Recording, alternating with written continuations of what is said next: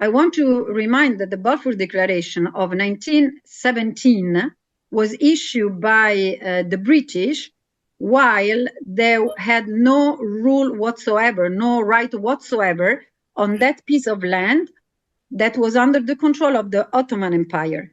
So I would not take it a Balfour Declaration like international law. Maria, the Balfour Declaration was a recognition that England was about to break this very authoritarian empire into pieces and give people. Remember, the breakdown of the Ottoman Empire meant the liberation of peoples. It meant people having their own, the birth of nations, the recognition of their indigenous and ancestral rights. That's what Israel is. Israel is part of the break of the Ottoman Empire and then the birth of many countries through that, right? Remember that the San Remo Accords gave birth to Iraq, which was called Mesopotamia, to Syria, to Israel, and later on to also Jordan. People got their lands back. Like the Balfour Declaration was a declaration that later on was also talked about in the League of Nations, which was these points of the Wilsonian idea that birth of nations people will have rights to their ancestral homeland. So let's not poo-poo the Balfour Declaration and say, well, they didn't have a right to it. The point was that they were breaking a horrific empire that was